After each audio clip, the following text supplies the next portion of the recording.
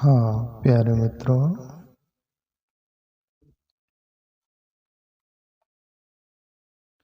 भजन है संत बालक दास बैरागी का।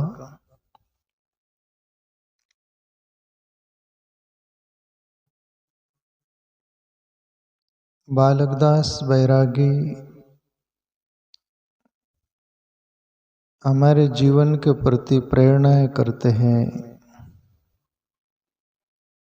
कि हे मनुष्य, हमें मनुष्य शरीर देह मिला है, उसमें हरि भज लो।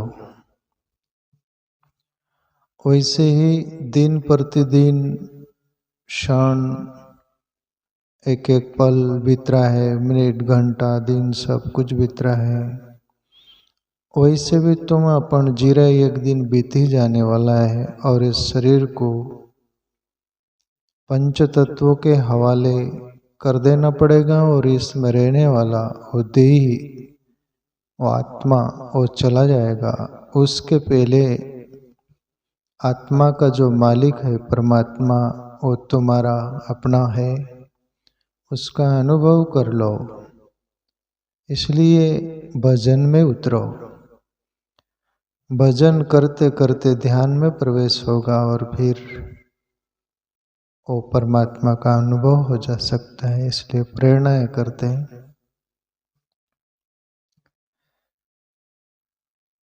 भजन बिन दिन जावे, दिन जावे, मन हरिगुण क्यों नहीं गावे।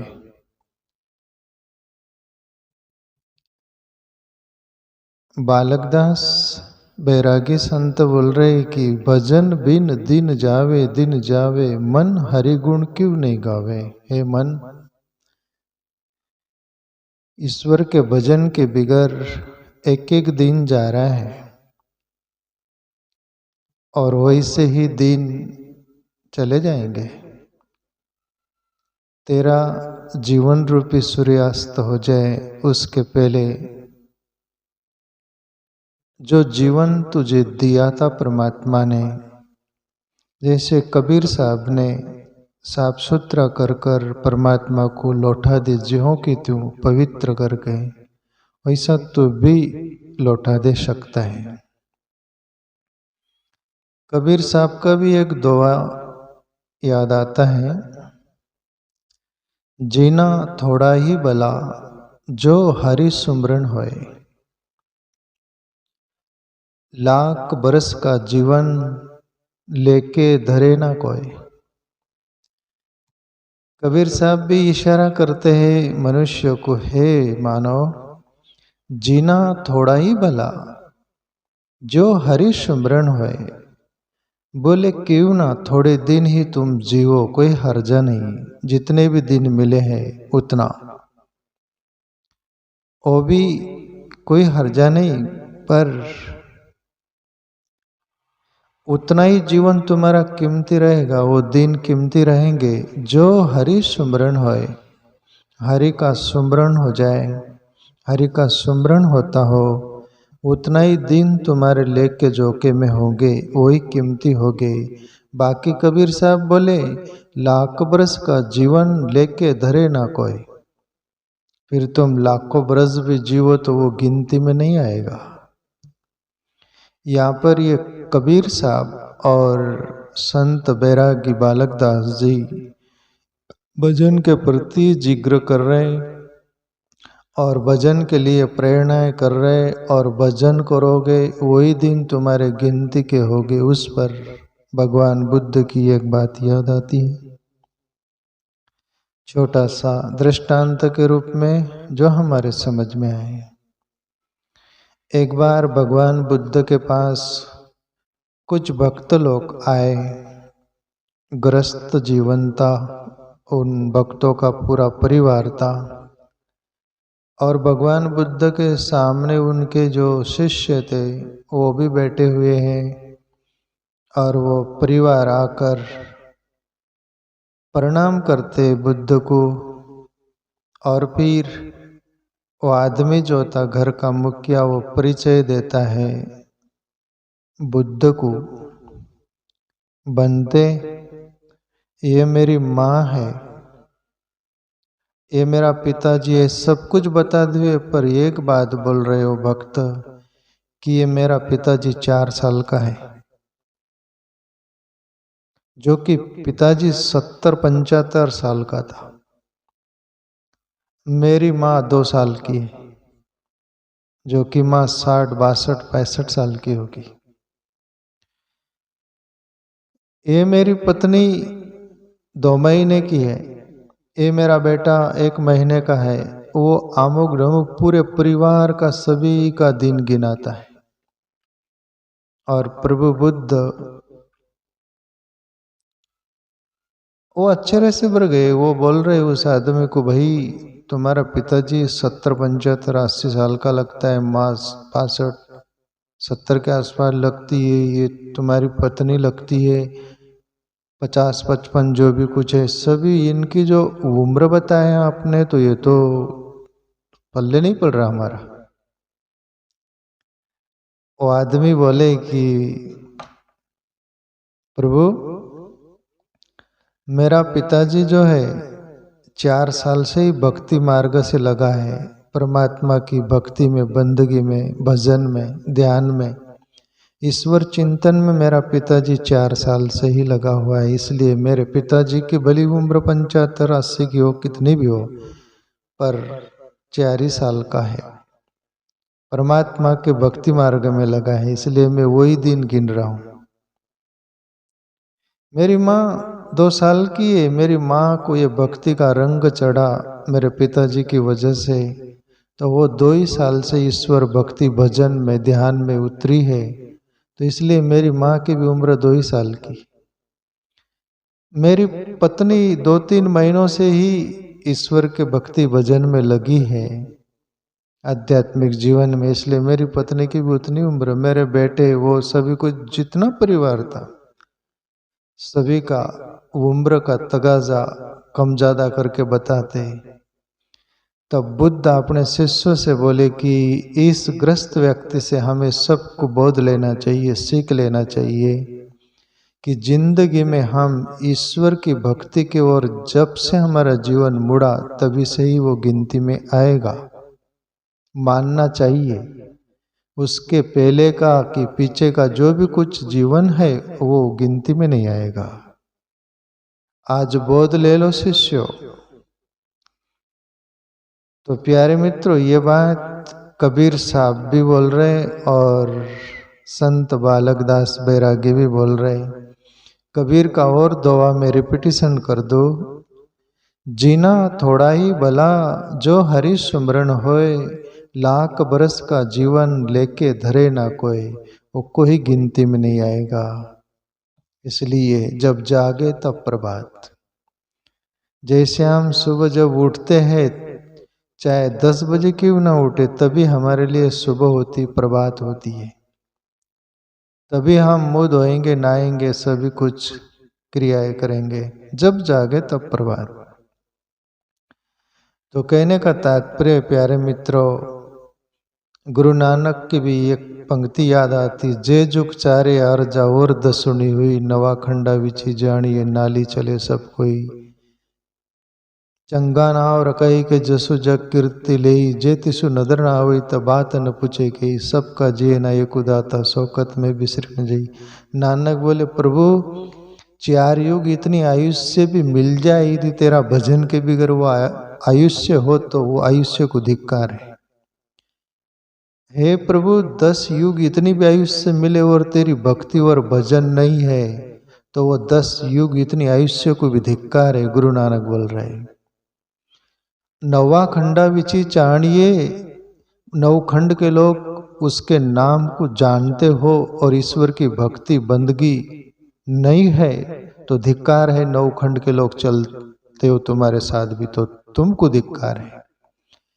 9 खंड में तुम्हारी कीर्ति गाज रही, तुम्हारे पीछे आगे चल रहे 9 खंड के और ईश्वर की भक्ति भजन नहीं है, तुम्हारे केंद्र में परमात्मा नहीं है, तो तुम्हारा जीवन को धिक्कार है।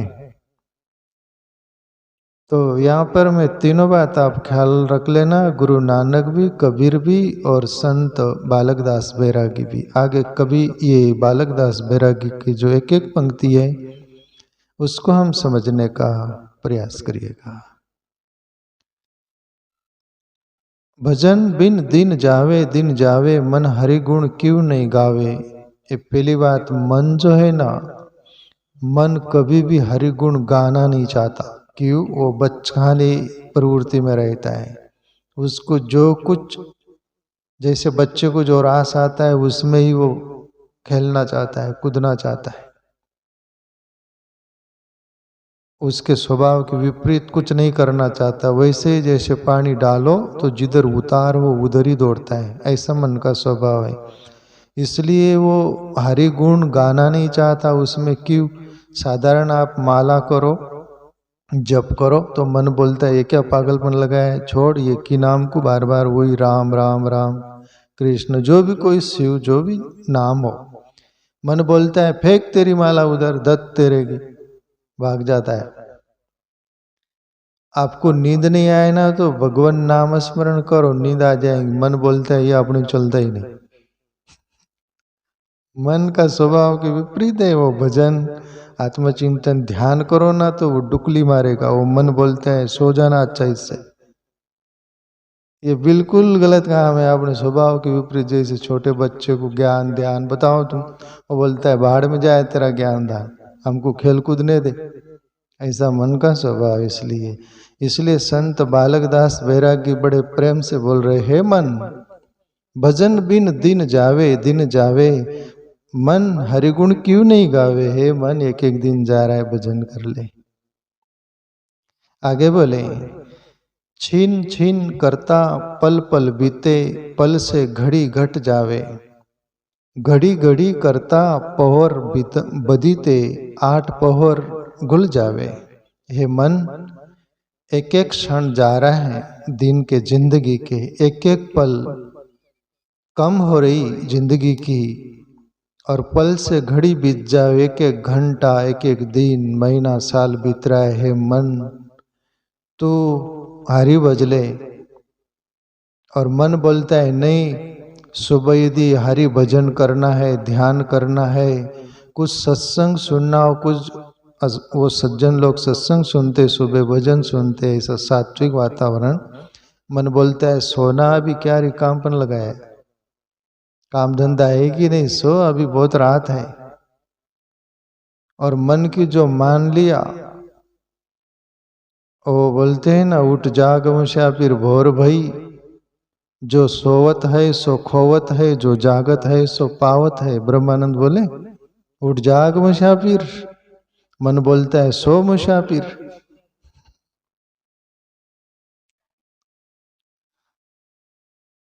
आत्मा बोलती है उठ भोर भई, वो बोलता है शाम भई तो भई, पर तू सो जा।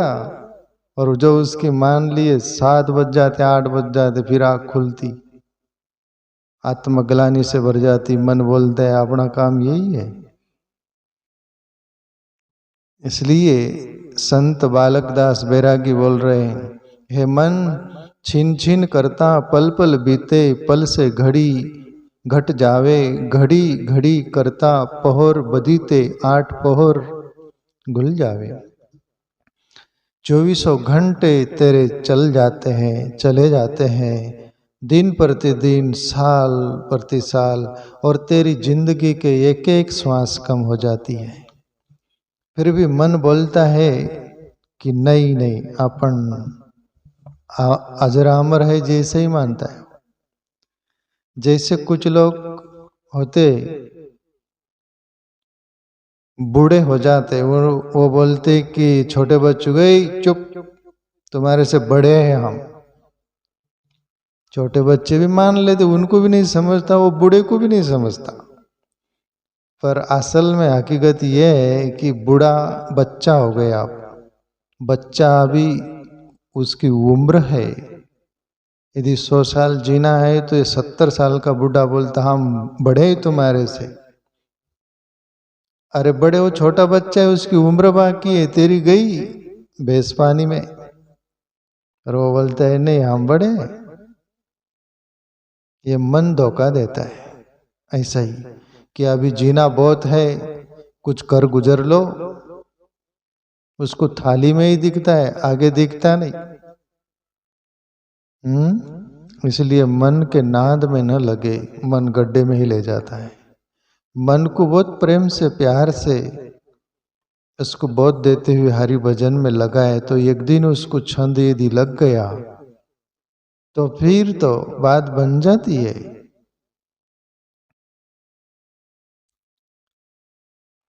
आगे बोले बालकदास बैरागी संत, तेल फुलेल का मर्दन करके ताते जलसु नावे, अंत काल का देख तमाशा काल झपट ले जावे। हे मन, हे प्राणी, शरीर में बड़ा आसक्त, जैसे कि जवानी आने लगती है, 10 साल का बच्चे को अंकुर मन के फूट जाते हैं, तब से वो बड़ा वो करता है, वो बोलता है कि जिंदगी में भला काला हो, कुछ भी हो, पर आपने को बहुत सुंदर मानता है। वो लड़का भी और लड़की कम है क्या? आईने से चिपके रहते हैं, और वो बाजारों में जो पाउडर आता है, क्या कहता है, अपन तो नहीं लगाए थे, बचपन से नहीं लगाया, अभी भी नहीं लगाने का अपना स्वभाव नहीं। पर वो देखते ना लोग, लड़के लोग भी लोग लगा के आते हैं ना, कभी कभी चेहरा, उनको देखकर ही वास भी आता है ना, अरे क्या ये क्या लगा रखा है। तो कितना भी कुछ कर ले, अंदर तेरा क्या मटेरियल भरा है, वो ईश्वर ने तो बाहर से पोत दिया है, सब दिखता नहीं, फिर भी छिद्र खुले रहते, वास तो मारता है, पेट में मल रहे, सब कुछ रहे। नौ द्वारे नरक भरी, मुंदे चलत कर टेढ़ो टेढ़ो रे, कहे कबीर सुनो भाई साधो, तुझे नरक को बेड़ो रहे। हे प्राणी, कबीर साहब बोले तेरे 9 द्वारों में नरक भरे, सब लीड बहती है, नाक से, आंख से बहता है, कान से बहता है, मुंह से बहता है, नीचे 2 द्वार वहां से बहता है। 9 द्वारे नरक भरी, मुझे चलत कर टेढ़ो टेढ़ो रे, टेढ़ा टेढ़ा क्या चलता है। कहे कबीर सुनो भाई साधु, तुझे नरक को बेड़ो, तू नरक का कुंड है, इतना भारी क्या भरता है। संत बालकदास बैरागी बोलते हैं, तेल फुलेल का मर्दन करके ताते पानी सुनावे। तेल फुलेल लगा लेता है, मालिश करता है, खुद या करवा लेता है, फिर गर्म पानी से नहाता है। ना गर्म पानी से हर्जा नहीं ठंडी में, पर इतना वट्ट मत कर शरीर पर। अंतकाल का देख तमाशा काल झपट ले जावे, और तेरे को काल वैसा ही उठाता है जैसे वो बाज, चक्रवात बोलते ना, वो खरगोश को उठाता है, कि वो जो पक्षी होते उनको उठाता है पंजे में, ऐसा ही तेरे पर काल झपाटा मारता है, उठा ले जाता है। तब तेरे को कोई नहीं छोड़ाता, जा तेरी जहर हो जाए तेरी। भारी क्या भरता है, अभिमान क्या करता है। अभिमान ही करना हो तो मुनि सुतीक्षीण जैसा करो, ऐसा अभिमान जय नहीं भोरे, मैं सेवक रघुपति पति मोरे। हे प्रभु, मेरा ऐसा स्वाभिमान जाए नहीं, मैं आपका सेवक हूँ, भक्त हूँ, आप मेरे स्वामी हो, ये स्वाभिमान करो। बाहर का चमड़े पर क्या अहंकार अभिमान करते हो, ये एक दिन मिट्टी में मिल जाएगा। ये तन धन की कौन बढ़ाई, देखत ही देखत मिट्टी में मिल जाएगी। कबीर साहब बोले, इसकी क्या बड़ाई करते हो। हे प्राणी, हरि भज ले, जो भजे हरि को सदा, सोई परम पद पाएगा। बहुत करुणा से, करुण भाव से संत महापुरुष बोलते, पर जो सुना वो तो भजन में लग गया, और जो अनसुना कर दिया वो जगत में लग गया, फिर जगत की मार खाता है, फिर उसको कोई नहीं बचाता। आगे बोले संत बालकदास बैरागी, सुकृत काम कबहु नहीं किनो, मोह माया चित लावे, साधु संगति में कदे न बैठे, बातें बहुत बढ़ावे।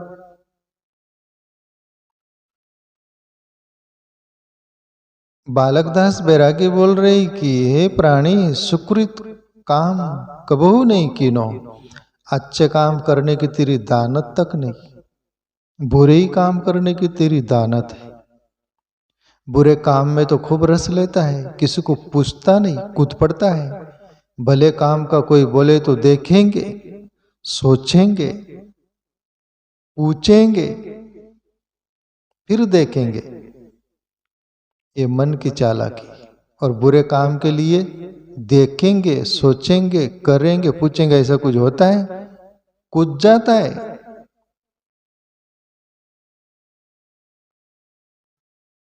सुकृत काम कबहू नहीं कीनो, मोह माया चित लावे। और मोह और माया में लिपटा रहता है। और मोह माया का जो मालिक है, जो इतनी जिंदगी प्यारी दी, 84 लाख में सबसे श्रेष्ठ और उत्तम जो परमात्मा की प्राप्ति कर सके मनुष्य शरीर, बड़े भाग मानुष तन पावा, सुर दुर्लभ सत ग्रंथ ही गावा, रामायण की चौपाई। बड़े भाग्य से मनुष्य तन मिला है जो देवताओं को भी दुर्लभ है। देवता तो पुण्य भोगते, क्षीणे पुण्य मृत्युलोक विशंति, गीता का सूत्र। उनको भी नसीब नहीं ये शरीर। हे प्राणी, तुझे मिला है तो तू ऐसा ही खो देगा। साधु संगति में कदे न बैठे, बातें बहुत बनावे। और साधु की संगति फाती नहीं। एरे गेरे नत्तु खेरों की संगति फाती है। और वहाँ जैसे प्याज के छिलके एक एक निकालते, अंदर प्याज होता ही नहीं और प्याज की खोज करते। वैसे ही जैसे रेत में से तेल निकाल रहे, वहाँ तेल है ही नहीं। कितनी भी बात छोड़ लो, कितनी भी निंदा आलोचना इस उसकी बात कर लो, मन गलाने से, आत्म गलाने से भर जाएगा और तनाव आ जाएगा। हरि भजोगे तो आत्मा प्रसन्नता से भर जाएंगी, तुम्हारा मन भी शांत हो जाएगा, बुद्धि स्थिर हो जाएंगी, दैवी गुण आने लगेंगे। अच्छे की संग करोगे संत महात्माओं की तो वो तुम्हें बुरी तो संग बताएंगे नहीं, भगवत भजन में लगाएंगे, आत्मचिंतन में लगाएंगे। इसलिए हे प्राणी, तुझे ये सूझता क्यों नहीं? तेरे को सब सूझता है, व्यर्थ का, भले का क्यों नहीं सूझता तुझे? इसलिए हे प्राणी, तू हरि भज ले। साधु संगति में कदे न बैठे, बातें बहुत बढ़ावे। एक शिष्य बनने आया एक संत के पास और संत से बोला कि मुझे गुरु दीक्षा चाहिए। संत बोले कि गुरु दीक्षा लेके क्या करेंगा? बोले गुरु दीक्षा लेना चाहिए जीवन में, ऐसा मैं सुना हूं, पढ़ा हूं। तब संत भी पहुंचे हुए थे, महापुरुष थे। वो बोले, उसका आवभाव देखकर, हुलिया देखकर, अंतकरण देखकर संत तो भाप लेते हैं ना। अच्छे लोग भी भाप लेते, तो संत को क्या बड़ी बात है? वो संत देखे कि ये व्यक्ति विचित्र लग रहा है। उसको बोले कि तू गुरु दीक्षा लेने से पहले मैं तेरे से एक प्रश्न पूछता हूं, तू गुरु बनना पसंद करता है कि शिष्य बनना? तब वो आदमी बोलता है, वो गुरु दीक्षा लेने आया था, वो बोले मैं भी एक प्रश्न आपसे पूछ लेता हूँ, गुरु बनने में क्या लाभ और क्या फायदा, और शिष्य बनने में क्या टोठा और क्या हानि, ऐसा क्या राज है? आप भी बता दीजिए। संत बोले, भाई उसका राज ये है कि गुरु बने तो चेला पर आदेश चलता है, चाय बना, खाना बना, कपड़े धो, सफाई कर, गुरु की चलती ऑर्डर। और शिष्य बने तो सब कुछ ऑर्डर मानना पड़ेगा, सब सेवक के रूप में रहना पड़ेगा। तब वो आदमी बोले, इतना फायदा है तो मैं गुरु बनना चाहूंगा। बोले,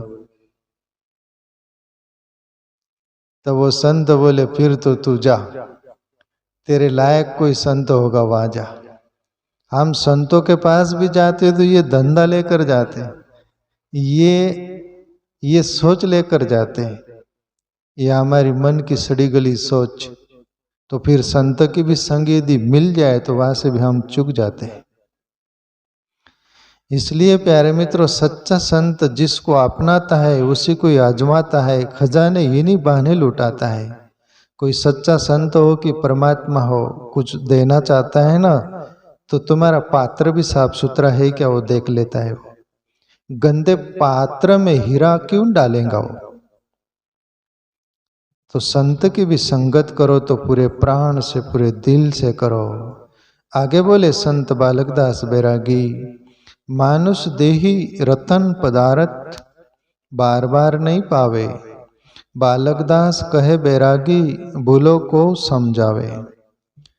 बालकदास बैरागी बोल रहे कि हे भैया सुन लो, मानुष देही रतन पदारथ, वो रत्न जैसा है मनुष्य शरीर बोले, बार बार नहीं पावे। और ऐसा कोई भी नेम नहीं है कि बारंबार तुम्हें मनुष्य शरीर ही मिलेगा। 84 लाख योनि है, उसमें कहीं भी तुमको तुम्हारे कर्मों के अनुसार ट्रांसफर होंगे, तुम इधर उधर कुछ भी बन सकते हो, पर ये मौका मिला है तो इसको खोना नहीं। बालकदास कहे बैरागी भूलो को समझावे। तुम भूल गए हो तो संत इशारा करता है कि समझ जाओ हे दुनिया वालों। परमात्मा का भजन कर लो, ध्यान कर लो, आत्मचिंतन कर लो। हमने भी उस ईश्वर भजन करके ईश्वर को पा लिया है, अनुभव किया है, आप भी पा सकते हो। कुछ लोग चालाक होते हैं नास्तिक प्रवृत्ति के, वो बड़ी बात बनाते हैं। कोई संत बोलते हैं या भले लोग बोलते हैं कि ईश्वर का भजन करना चाहिए, ईश्वर की प्राप्ति, ईश्वर मिला ही हुआ है उसका अनुभव, तो वो बोलते हैं कि ईश्वर को अनुभव करके क्या करेंगे, परमात्मा को अनुभव करके क्या करेंगे, क्या खाने को मिलेगा, पीने को मिलेगा, जीने को मिलेगा, उसको पाकर क्या करेंगे, क्यों भजन करें। और यदि वो मिला ही हुआ है, एक साधु बॉम्बे से ज्योतिलाल भाई मुझे एक बार बता रहे थे, मैं साधु का नाम नहीं लेता, अमुक जगह का नाम नहीं लेता, पर वो पूछे कि भाई भजन करना चाहिए, ध्यान साधना करना चाहिए, सब कुछ तो ईश्वर की प्राप्ति होती है, ईश्वर हमारे अंदर रहता है। तब वो साधु बोले कि जब हमारे अंदर ईश्वर रहता है तो इतनी जीवन क्यों खपाना, बोले और आपने काम करो ना, बोले दूसरा जो है वो सामने। अरे तुम्हारे से भक्ता अच्छा जो ईश्वर का भजन खोज रहा है, परमात्मा के बारे में पूछ रहा है, तुम उसको ऐसे जवाब देते हो तो तुम्हारे साधुपन को कौन सा उपमा देनी पड़ेगी।